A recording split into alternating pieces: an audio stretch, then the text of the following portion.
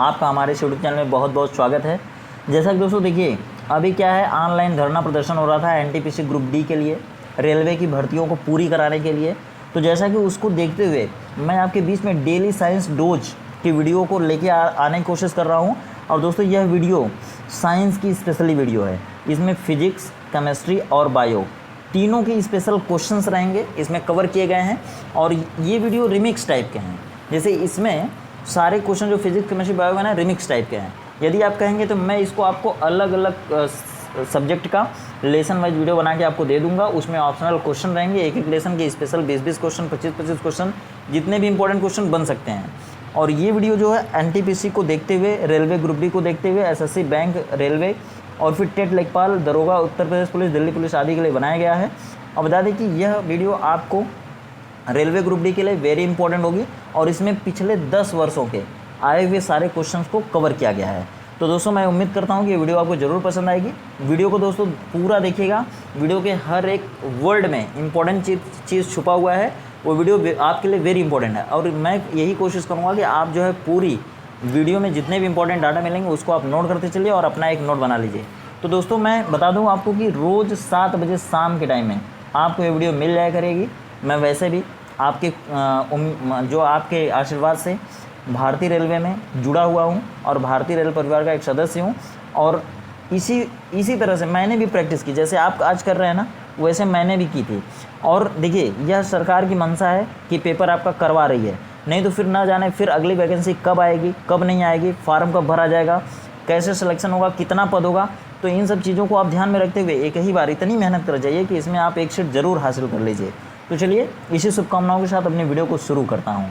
देखिए, पहला क्वेश्चन आज का है, रुधिर में पाए जाने वाले हीमोग्लोबिन का रंग कैसा होता है। तो अब तक बहुत बार आपसे क्वेश्चन पूछा गया होगा कि ब्लड का रंग कैसा होता है, लाल होता है, किसके कारण होता है, तो हीमोग्लोबिन के कारण होता है। अब देखिए, यदि आपसे पूछा जाएगा आरबीसी का रंग कैसा होता है, तो देखिए दोस्तों, आरबीसी का रंग तो लाल होता है।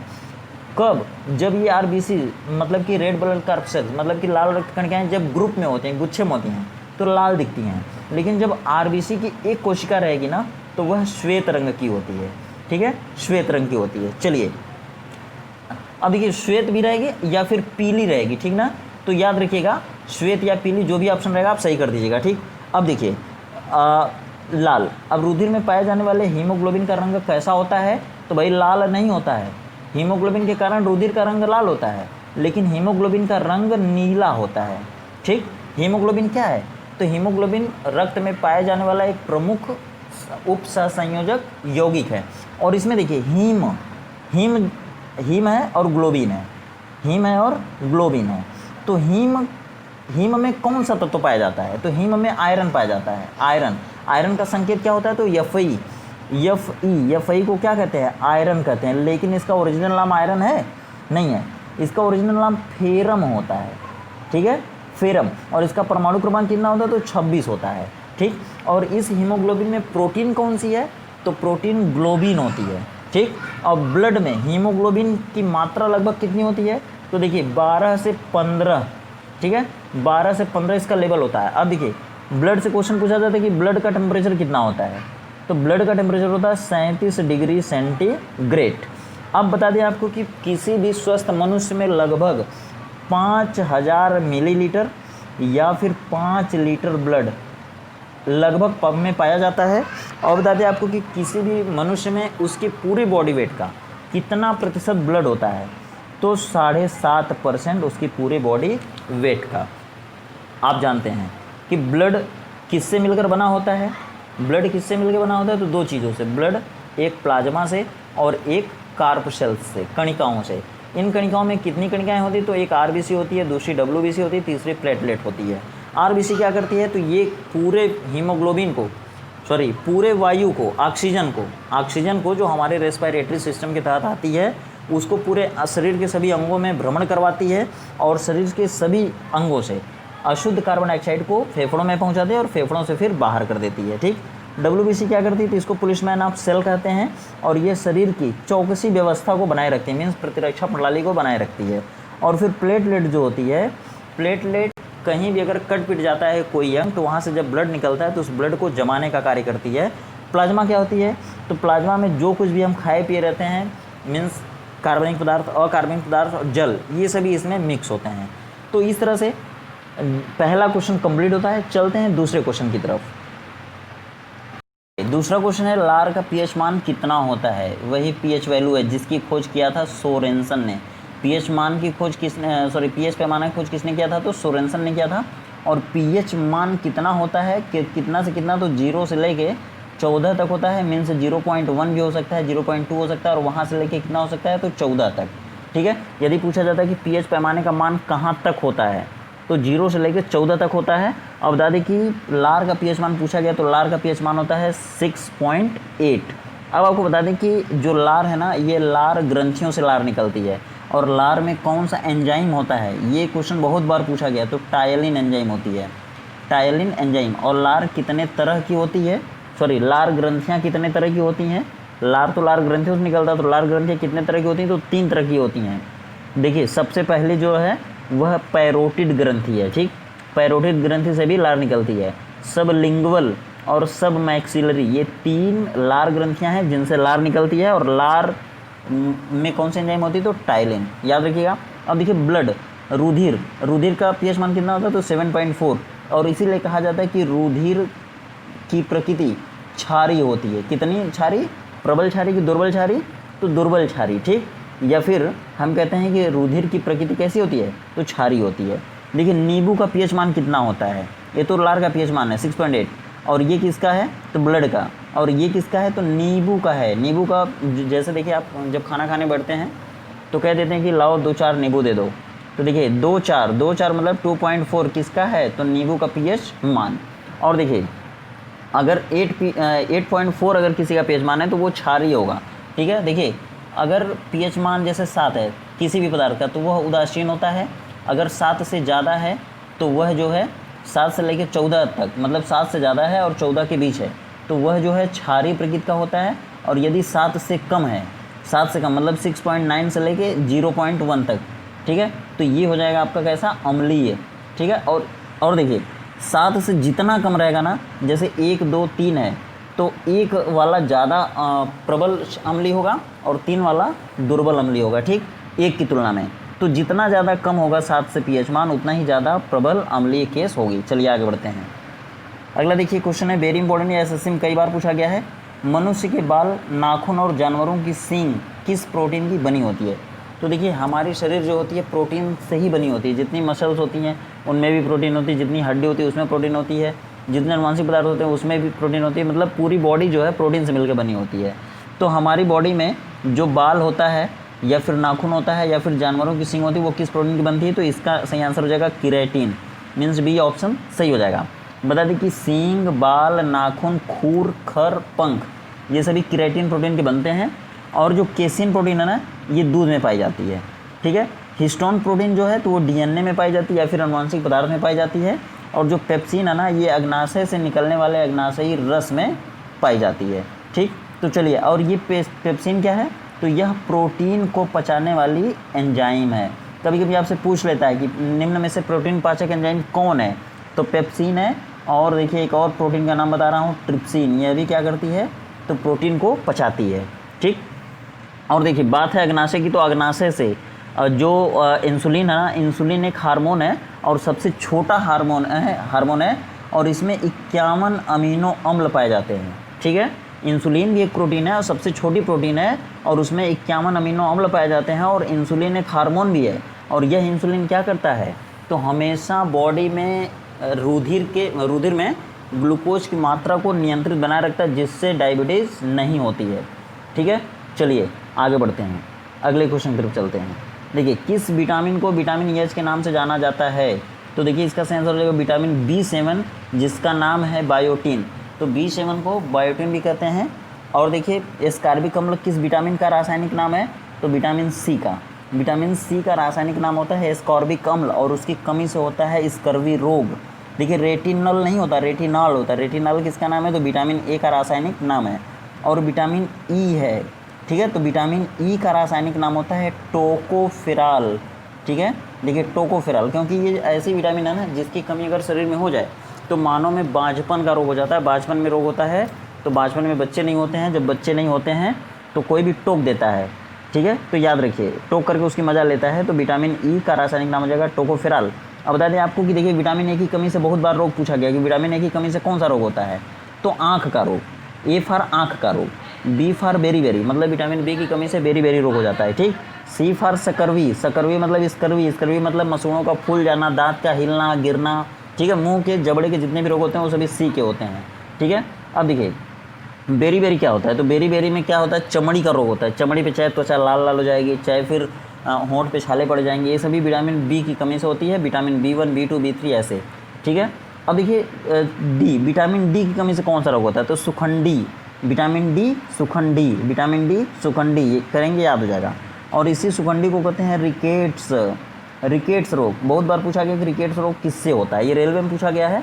अब बता दें कि रिकेट्स रोग को ही सुखंडी कहते हैं या फिर सूखा रोग कहते हैं, ठीक है।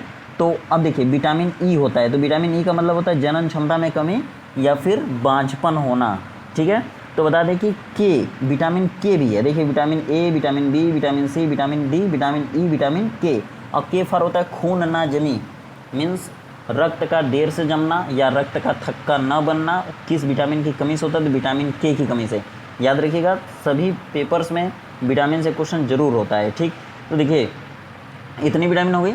अब देखिए विटामिन से एक और क्वेश्चन है कि कौन कौन सी विटामिनें जल में घुलती हैं, कौन कौन वसा में घुलती हैं, कौन कौन विटामिन जल में घुलती है, कौन कौन विटामिन वसा में घुलती है। तो देखिए जला दो बीसी को, जला दो भूत को, जिससे होता है जो ओझा ओझा होते हैं, सोखा ओखा होते हैं, वो तो कहते हैं क्या भूत पकड़ लिया, तो वो सामने वाला कहता है कि भूत को जला दो, तो जला दो भूत को, बी फॉर भूत, सी फॉर को, तो भूत को मतलब बीसी को, जला दो बीसी को।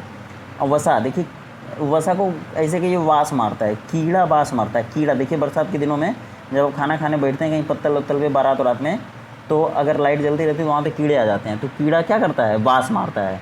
तो इसका मतलब क्या, vitamin A, vitamin D, vitamin E, vitamin के, ये सभी वसा में घुलनशील विटामिन होती हैं और जल में घुलने वाली विटामिन 2 होती हैं, बी और सी। तो विटामिन बी में कई विटामिन होती हैं, जैसे B1 B2 B3 B4 B6 B7 B12। अब देखिए विटामिन B12 जो होता है ना, उसमें कोबाल्ट धातु होती है, ठीक है, कोबाल्ट धातु इसका सिंबल है और इसका परमाणु क्रमांक होता है 27। पूछा जाता है कौन सी विटामिन में कोबाल्ट धातु पाई जाती है, ठीक है, तो विटामिन B12 में। और बता दें कि इसमें सबसे इम्पोर्टेंट चीज़ ये है कि इसका रासायनिक नाम क्या है, तो कोबाल्ट विटामिन B12 में पाई जाती है और विटामिन B12 का नाम है साइनोकोबालामीन। चलिए आगे बढ़ते हैं। देखिए एक वयस्क मनुष्य में श्वसन दर कितनी होती है, तो देखिए एक वयस्क मनुष्य जो होता है ना, वो कितनी बार सांस लेता है, मीन्स उसकी बीट्स रेट पूछा गया है। तो देखिए उसका बीट्स रेट होता है 72 बार, ठीक है। यहाँ देखिए ऑप्शन में 72 नहीं है, खाली 72 से 75 है, तो ऑप्शन सही हो जाएगा बी ऑप्शन सही हो जाएगा 72 से 75 बार या फिर 72 से 75 बीट्स प्रति मिनट। अब बता दें कि नवजात शिशु जो नया नया अभी बच्चा पैदा होता है ना, उसकी जो श्वसन दर होती है या फिर बीट्स रेट होती है वो 160 से 150 प्रति मिनट होती है। और उसके बाद जब बच्चा गर्भावस्था में होता है, ठीक है, जब पेट में बच्चा होता है 9 माह तक, ठीक है, या तो 372 से 375 दिन भी कहते हैं, ठीक है, यह गर्भकाल की अवधि है जब बच्चा पेट में रहता है, 9 महीने या फिर 372 से 75 दिन तक वो बच्चा पेट में रहता है। और उस समय उसकी बीट्स रेट क्या होती है, 150 बीट्स प्रति मिनट तक। और बता दें कि एक बार छींकने पर मनुष्य 4 से 5 लीटर गैस को, हवा को बाहर छोड़ता है, ठीक है। तो ये सभी रोचक पॉइंट है, याद भी रखिएगा और पेपर के लिए वेरी इंपॉर्टेंट है। चलिए देखिए अगला क्वेश्चन है, मानव शरीर की वास्तविक मास्टर ग्रंथि किसे कहते हैं, तो इसका सही आंसर हो जाएगा पीयूष ग्रंथि, और इसी का दूसरा नाम है पिट्यूटरी ग्रंथि, पिट्यूटरी ग्रंथि। और कई बार पूछा गया कि इसकी स्थिति कहाँ होती है या फिर पिट्यूटरी ग्रंथि कहाँ पाई जाती है, तो यह मस्तिष्क में पाई जाती है, ठीक है, मस्तिष्क में स्थित होती है। और इसे मास्टर ग्रंथि क्यों कहते हैं, क्योंकि ये और सभी जहाँ से भी हार्मोन निकलते हैं उन सभी अंतःस्रावी ग्रंथियों को उत्तेजित करने वाला हार्मोन इसी में से निकलता है, या फिर यही हार्मोन होता है जो अन्य सभी अंतःस्रावी ग्रंथियों को प्रेरित करता है या फिर उत्तेजित करता है हार्मोन निकालने के लिए। और पिट्यूटरी ग्रंथि पाई कहाँ जाती है, तो मस्तिष्क में पाई जाती है, या फिर इसकी स्थिति कहाँ होती है, तो मस्तिष्क में होती है। और देखिए इसका आकार कैसा होता है, तो इसका आकार होता है मटर के दाने जैसा, ठीक है। और इसका वजन कितना होता है, तो या फिर द्रव्यमान इसका कितना होता है, 0.6 ग्राम। अगर आउंस में पूछा जाता है तो 0.02 आउंस, ठीक है। चलिए अब देखिए मस्तिष्क में ही एक ऐसी ग्रंथि पाई जाती है, अंतःस्रावी ग्रंथि, जो अगर सक्रिय हो जाए ना तो भोले बाबा की तीसरी आंख की तरह हम अपने भविष्य को भी देखने लग जाएंगे।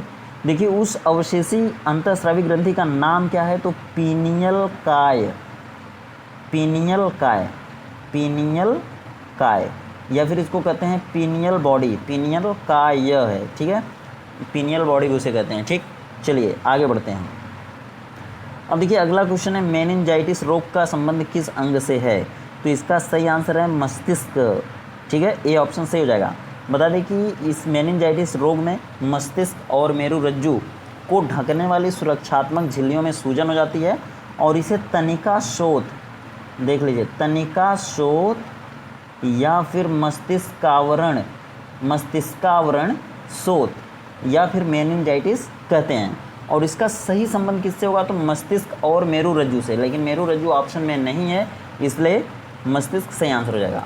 अब देखिए अगर आपको और बता दें कि इसमें लक्षण क्या होता है, जैसे देखिए मेनिंजाइटिस ऐसा रोग है जैसे उल्टी बुखार खांसी तो सबको मालूम है, लेकिन मेनिंजाइटिस में क्या होता है, सर दर्द होता है, गर्दन में जकड़न हो जाती है, बुखार हो जाता है, भ्रम पैदा होने लगता है और प्रकाश को सहन करने की क्षमता धीरे धीरे घटने लगती है। तो इस तरह से ये क्वेश्चन कंप्लीट होता है। आगे बढ़ते हैं। अगला क्वेश्चन है, बर्नौली की प्रमेय किस सिद्धांत पर आधारित है, तो इसका सही आंसर हो जाएगा ऊर्जा संरक्षण सिद्धांत पर। देखिए बी ऑप्शन सही हो जाएगा। बता दें कि बर्नौली थ्योरम के अनुसार प्रति एकांक की दाब ऊर्जा, गतिज ऊर्जा और स्थितिज ऊर्जा तीनों का योगफल नियत होता है और इसके अनुसार जब कोई तरल पदार्थ किसी क्षैतिज पाइप से होकर बहता है तो द्रव का दाब कम करने पर उसका वेग बढ़ता है, और जब हम गुरुत्वीय स्थितिज ऊर्जा में कोई परिवर्तन न कर रहे हों तभी ऐसा होता है। बता दें कि इसी में बर्नौली के सिद्धांत के अनुसार ही जब नली में या पाइप का अनुप्रस्थ क्षेत्रफल कम करते हैं तो उसमें बहने वाला तरल का वेग बढ़ जाता है। चलिए आगे बढ़ते हैं। अगला क्वेश्चन है, निम्न में से कौन सदिश राशि नहीं है, तो देखिए अक्सर वैसे आपको ट्रिक लोग बताते हैं, कहते हैं कि जो राशियाँ व से शुरू होती हैं वो सभी सदिश होती हैं। ठीक है, तो देखिए इसमें व से दो, एक बलागुण है एक विस्थापन है, तो विस्थापन और बलागुण तो सदिश ही है। देखिए कार्य वहीं अदिश राशि है, लेकिन यहाँ पे बलागुण क्या है, सदिश राशि, विस्थापन क्या है, सदिश राशि। अब देखिए त्वरण, त्वरण क्या होता है कि जब कोई वस्तु किसी सीधी रेखा में गति करती है ना तो उसको रोकने वाला एक बल काम करता है। ठीक है, तो उसके स्थिति में उसके जो वेग है ना, वेग परिवर्तन की दर को ही त्वरण कहते हैं। तो उसके वेग में जो हर समय परिवर्तन होता है, ठीक है, उसका अगर दर निकाल लें तो हम उस त्वरण हो जाती है, और वही त्वरण भी क्या है, सदिश राशि है। अब देखिए दाब बच गया, तो दाब क्या है, सदिश राशि नहीं है, और दाब को याद रखिएगा बहुत बार पूछा गया है, दाब अदिश राशि है। और बता दूं आपको कि मैं अगली वीडियो में सदिश राशि और अदिश राशि का एक पूरा चार्ट लेके आऊँगा, उस चार्ट में आप पूरा याद कर लीजिएगा, कोई भी राशि रहेगी वो किस तरह की अदिश है या सदिश है, तो आप जो है उसको आसानी से याद कर लेंगे उसमें। ठीक, तो मैं एक आगे लिस्ट बना के आपको दे दूँगा। चलिए आगे बढ़ते हैं। अगला क्वेश्चन जो बहुत बार पूछा गया, एक एएमयू के तुल्य ऊर्जा होती है, कितनी होती है, तो देखिए एक एएमयू एटॉमिक मास यूनिट है, ठीक है, उसकी तुल्य ऊर्जा कितनी होती है, तो 931 मेगा इलेक्ट्रॉन वोल्ट, या फिर इसको मिलियन इलेक्ट्रॉन वोल्ट भी कहते हैं। ठीक, याद रखिएगा। चलिए आगे बढ़ते हैं।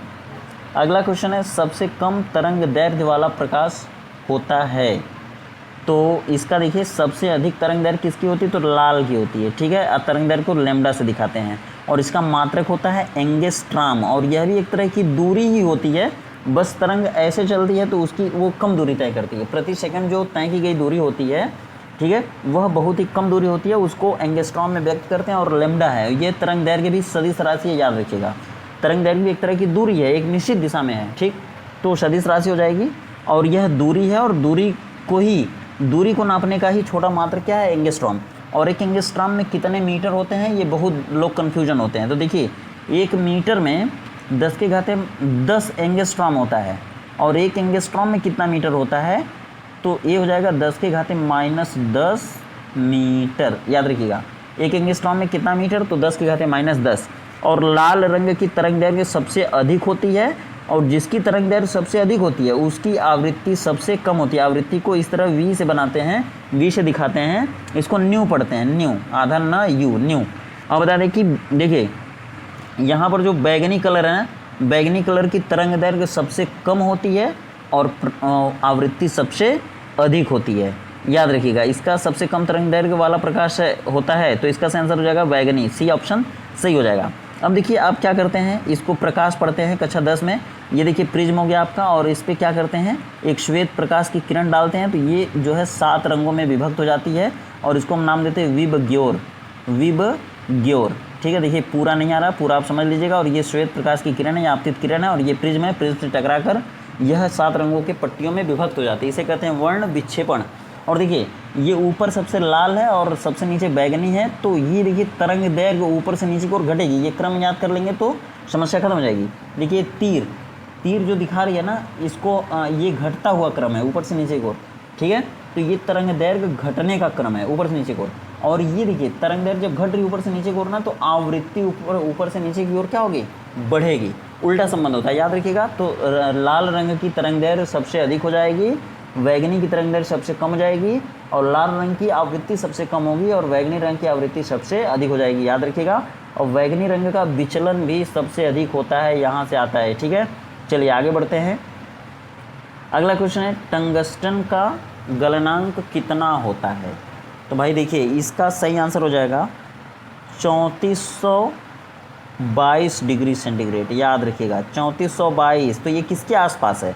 अब देखिए 2500 के आसपास नहीं है, 5000 के आसपास नहीं है। देखिए यहाँ पे 3700 ज़्यादा डिफरेंस हो गया, लेकिन यहाँ पे 3500 है, तो ये 3500 ही सही हो जाएगा। यहाँ पे ये ऑप्शन सही हो जाएगा। एक्चुअल में टंगस्टन का जो गलनांक होता है 3422 डिग्री होता है, और इसका क्वथनांक होता है, अगर यहीं गलनांक की जगह क्वथनांक पूछ लेता तो 55 मतलब 5555 डिग्री सेंटीग्रेड होता है। ठीक है, तो टंगस्टन, अब देखिए टंगस्टन का प्रयोग कहाँ करते हैं? तो बल्ब में पूछा जाता है, बल्ब का तंतु किस धातु का बना होता है या किसका बना होता है? तो टंगस्टन का। और टंगस्टन को किस अक्षर से दिखाते हैं? तो W से। ठीक है, W इसका संकेत है, और इसका परमाणु क्रमांक कितना होता है? ठीक है, तो 74, या फिर इसमें कुल इलेक्ट्रॉन कितने होते हैं? तो 74। अब देखिए, अब कॉपी कलम उठाइए और एक डाटा नोट कर लीजिए, वेरी इंपॉर्टेंट डाटा दे रहा हूँ। देखिए अलग अलग धातुओं का क्वथनांक गलनांक ऐसे पूछ लेता है, ठीक है, लेकिन सभी धातुओं का नहीं, क्योंकि धातुएं तो बहुत हैं। तो देखिए कुछ खास धातुओं का जिनका बहुत बार पूछा गया उनको हम बताते हैं। देखिए टाइटेनियम, ठीक है, टाइटेनियम का पूछा गया है गलनांक कितना होता है? तो देखिए 1668 डिग्री सेंटीग्रेड। ठीक है, प्लेटिनम का कितना है? तो प्लेटिनम का 1768 डिग्री सेंटीग्रेड। ठीक, एंटीमनी का पूछा गया है तो 630। अब देखिए वेनेडियम का पूछा जाए तो 1910 डिग्री सेंटीग्रेड। ठीक है, और यूरेनियम का पूछा जाए तो 1132 डिग्री सेंटीग्रेड। ठीक है, और अगर लेड का पूछा जाए तो 327 डिग्री सेंटीग्रेड। चलिए आगे बढ़ते हैं।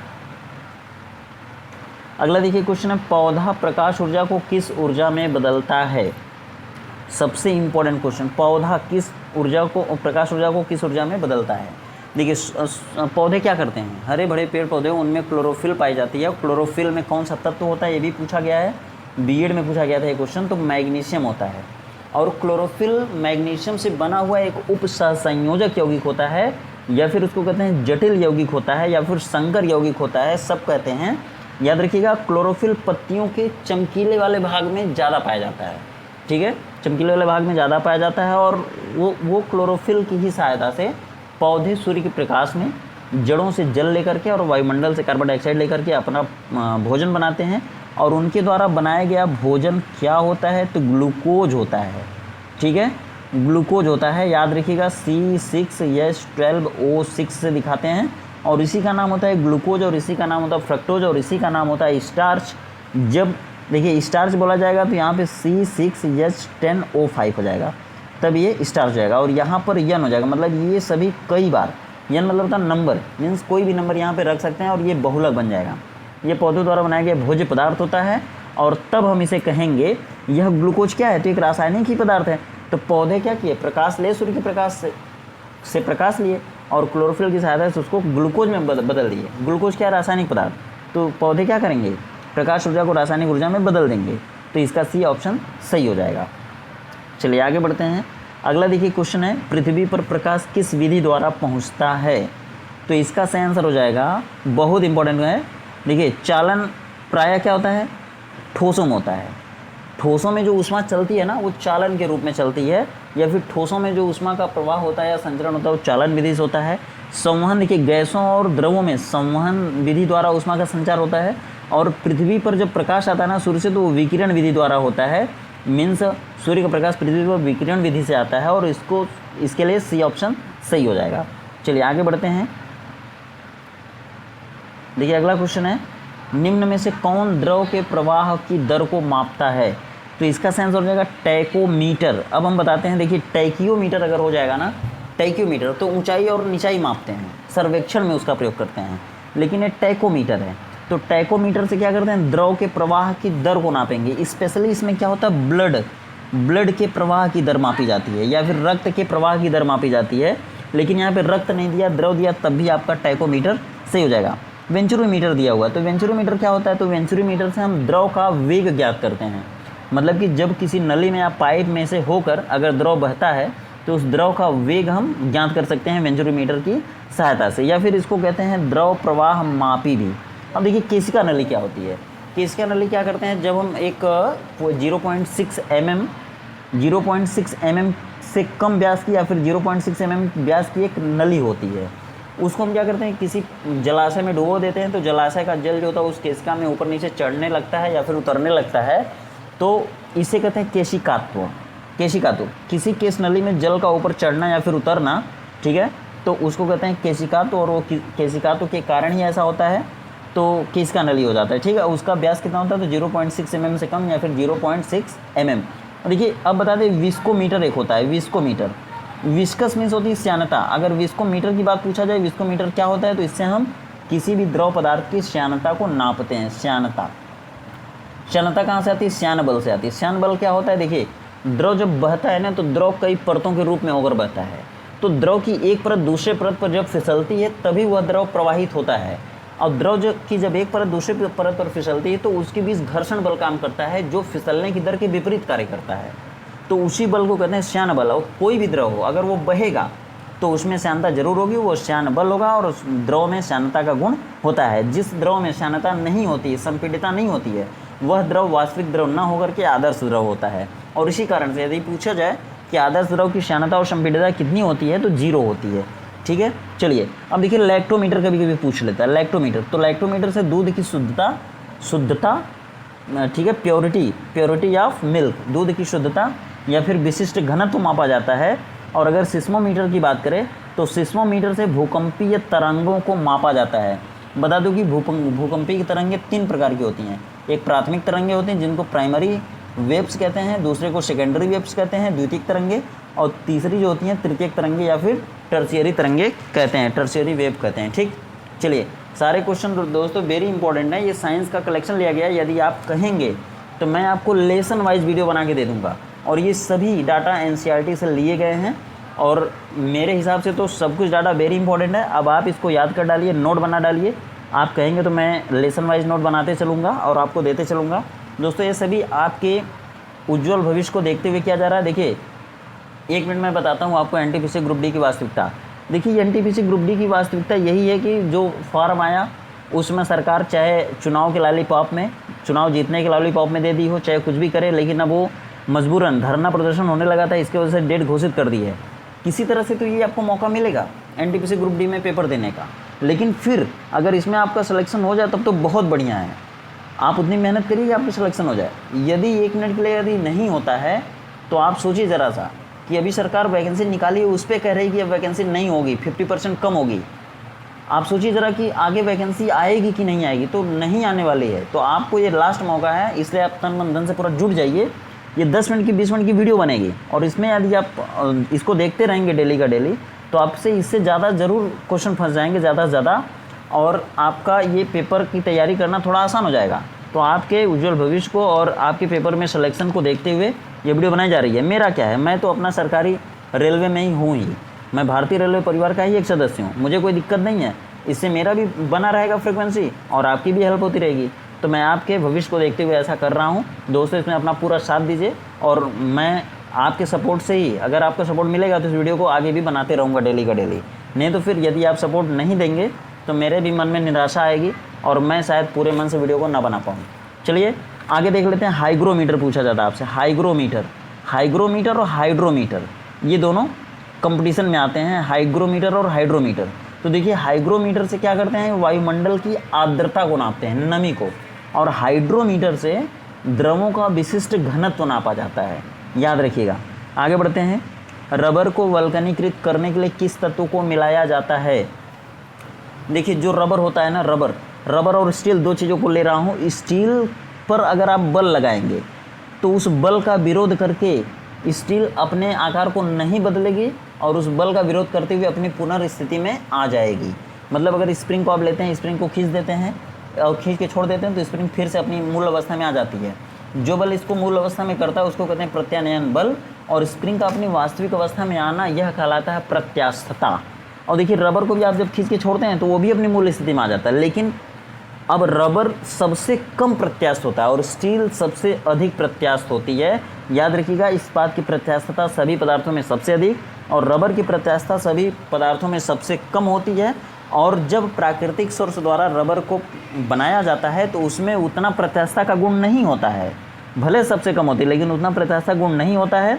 उसी की प्रत्यास्थता के गुण को सुधारने के लिए उसका वल्कनीकृत किया जाता है और वल्कनीकृत करते समय प्राकृतिक रबर को ले करके उसको गर्म करते हैं, उसमें सल्फ़र की मात्रा मिला देते हैं तो अब उसके गुणों में सुधार हो जाता है। तो रबर को वल्कनीकृत करने के लिए सल्फ़र या फिर गंधक को मिलाया जाता है।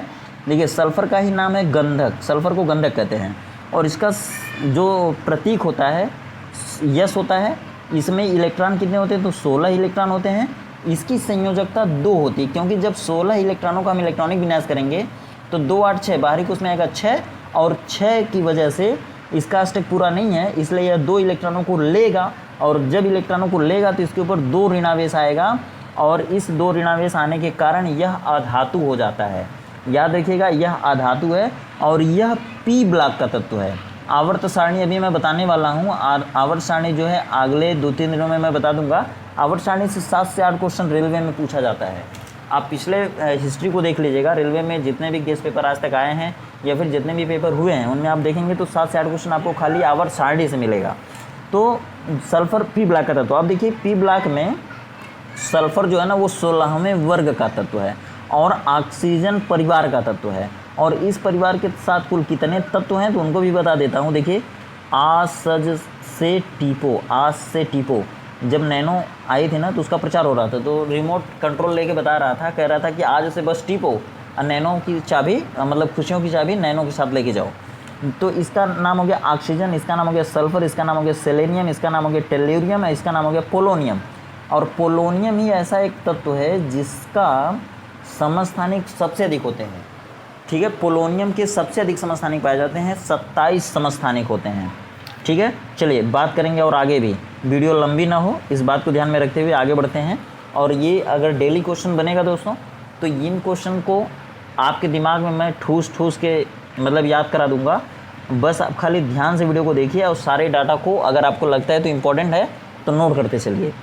ठीक है, सारी चीज़ें आपको कवर करा दूंगा, चाहे आप लेसन वाइज कहेंगे लेसन वाइज या फिर ऐसे ही। चलिए देखिए अगला क्वेश्चन है, हीरा किस घटना के कारण चमकता है? तो इसका देखिए विक्षेपण के कारण भी चमकता है, पूर्ण आंतरिक परावर्तन के कारण भी चमकता है और अपवर्तन के कारण भी चमकता है। मीन्स डी ऑप्शन सही हो जाएगा, उपयुक्त सभी। याद रखिएगा, और ज़्यादातर लोग इसको अपवर्तन के कारण मानते हैं तो अपवर्तन के कारण नहीं होता, सभी के कारण होता है। अब देखिए पूछा जाता है हीरा का अपवर्तनांक कितना होता है तो 2.42 होता है, ये भी याद रखिएगा। अब बता दें कि हीरा विद्युत का कुचालक होता है क्योंकि इसमें कार्बन कार्बन परमाणु के बीच सहसंयोजक बंध होता है और प्रकृति में उपस्थित यह सबसे कठोर पदार्थ होता है और इससे कांच को काटा जाता है। अब एक बात और बता दूं, अगर हीरे को 763 डिग्री सेंटीग्रेड पर गर्म करेंगे तो यह कार्बन डाइऑक्साइड बनकर उड़ जाएगा और इसमें राख तक नहीं बचेगी। चलिए अब बता दूं आपको कि देखिए हीरा क्या है, तो हीरा कार्बन का अपर रूप है। कार्बन के 2 अपर रूप होते हैं, एक क्रिस्टलीय और एक अक्रिस्टलीय। तो देखिए हीरा कार्बन का क्रिस्टलीय अपर रूप है और वह धातु होते हुए भी कुचालक होता है, विद्युत और ऊष्मा का कुचालक होता है हीरा। लेकिन वहीं देखिए कार्बन का अक्रिस्टलीय अपर रूप ग्रेफाइट होता है जिसको काला शीशा या फिर काला सोना भी कहते हैं। तो वह ग्रेफाइट विद्युत का सुचालक होता है और ग्रेफाइट को ही नाभिकीय रिएक्टरों में या परमाणु भट्टियों में मंदक के रूप में इस्तेमाल करते हैं। चलिए आगे बढ़ते हैं। अगला क्वेश्चन है, इनमें से कौन दर्दनाशक औषधि का उदाहरण है? तो इसका आंसर सभी लोगों को मालूम है, पैरासीटामॉल है। देखिए सल्फा ड्रग्स एलर्जी में ज़्यादातर यूज की जाती है, बायोटिन जी कोई और टैबलेट होगा और एस्पिरिन जो है यह ताप रोधी और दर्दनाशक दोनों है। तापरोधी। तो स्पेशली ये तब सही होगा जब इससे तापरोधी या उष्मारोधी पूछा जाएगा तब।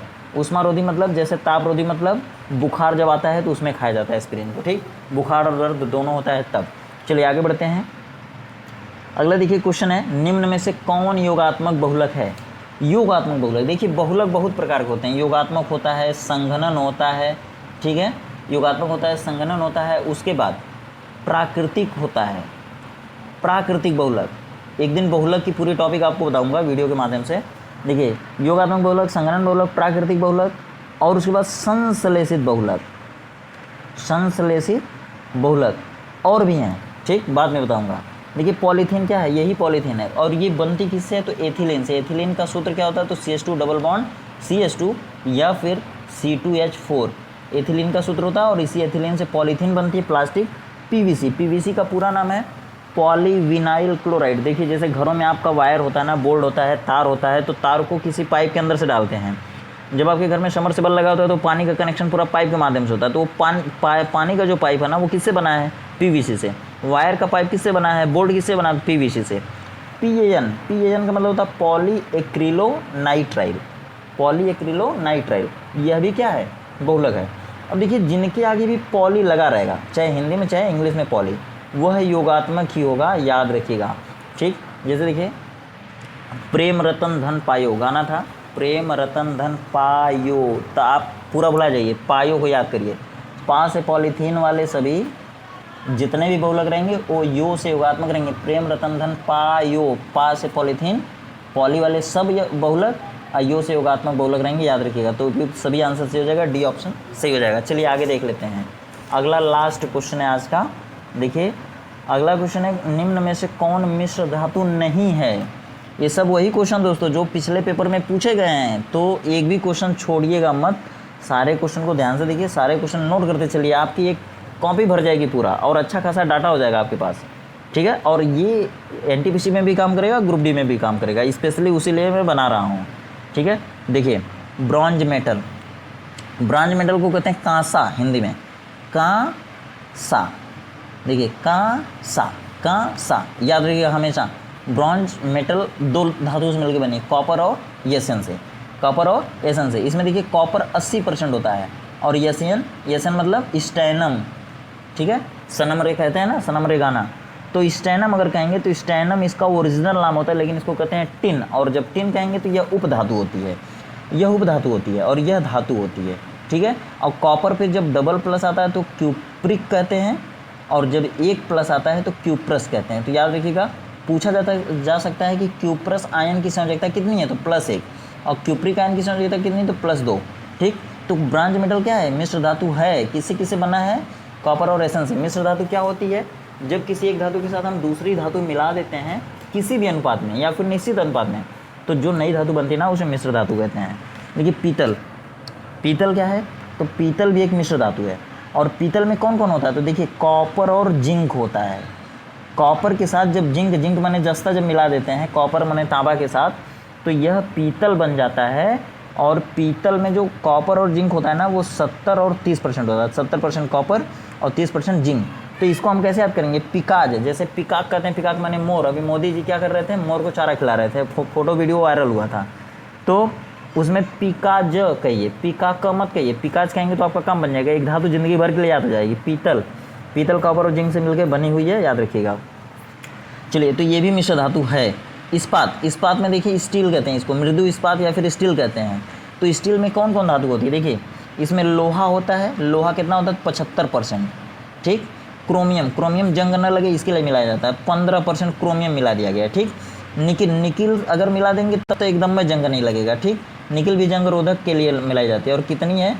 तो 9.5%। देखिए जंग रोधक सरिया का प्रचार होता है कि बिल्डिंग बनाइए लंबी से लंबी, ऊंची से ऊंची, लेकिन उसमें जंग रोधक सरिया का इस्तेमाल करिए। तो जंग रोधक सरिया होती है तो सरिया वो किसकी बनती है? इसी स्टील की, इस्पात की बनती है। उसमें निकिल होता है, निकिल क्रोमियम की वजह से जंग नहीं लगेगा बिल्कुल ही।